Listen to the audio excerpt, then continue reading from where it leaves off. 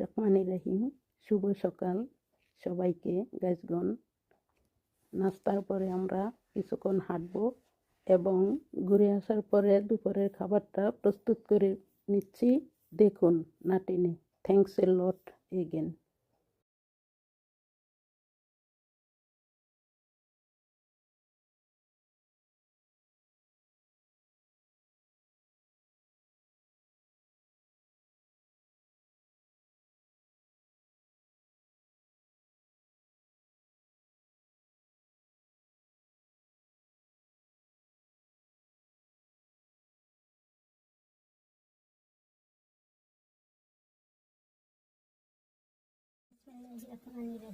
আসসালামু আলাইকুম রহমতুল্লাহি ওয়া বারাকাতুহু। ইন দ্য ওয়ার্ল্ড, হ্যালো গাইজগণ, আজকে দুপুরে রান্নার জন্য আমি নিয়েছি করলা। যদিও সবাই বলে এটাকে তিতা করলা, কিন্তু রান্নার গুণে তিতাটা লাগে না।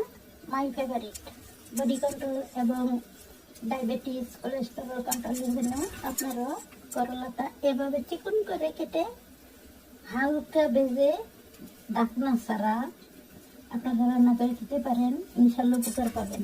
আমি দেখুন, আমি লবণ দিইনি, শুধু একটু চেটকিয়ে নিলাম। এখন ভালো মতো পিঠা তিনটা দোয়া দিয়ে দেবো, তারপরে বাজি করবো। পেঁয়াজ বেশি দিবেন, কাঁচামরিচ দিবেন নিজের স্বাদ মতো। থ্যাংকস এ লট। ভিডিওটি স্কিপ না করে পুরো ভিডিওটি দেখুন, লাইক কমেন্ট শেয়ার দিয়ে সাপোর্ট দিন এবং অ্যাড করে দেবো বাহিরের কিছু হাতা ও কেনাকাটা। ভালো থাকুন, সুস্থ থাকুন। আপনার পিতামাতা জীবিত হলে তার সেবা করবেন এবং দুইজনে যদি মৃত থাকে আপনার মোনাজাতে তাদের জন্য উত্তম মোনাজাত করবেন।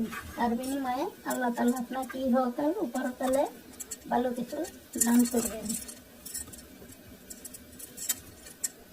দেখুন, অনেক কিছু রান্না করা শেষ হয়ে গেল, ভাতটাও রান্না শেষ। দেখুন, উচ্চার কালারটা দিতে দিবেন না এবং নড়াচড়া কম দিবেন। উচ্চা একটু চিকন করে কাটতে হয়, তাহলে স্বাদ হয়। লবণ কম দিবেন, তিতা লাগবে না ইনশাল্লাহ। এদিক দিয়ে বরবটি অথবা ফাজলিনি এবং বেল পেপারগুলো হাফ সিদ্ধ করে নিয়েছি। দেখুন, এভাবে আপনিও খেতে পারেন। এটি সালাদ। সাথে থাকুন, দেখতে থাকুন। ভিডিওটি না টেনে পুরো ভিডিওটি দেখুন। ভালো থাকুন, সুস্থ থাকুন। নিজের দোয়ায় সবার জন্য দোয়া রাখুন। দেখুন, হাফ সিদ্ধ করে নিলাম। আল্লাহ হাফেজ, বাই বাই।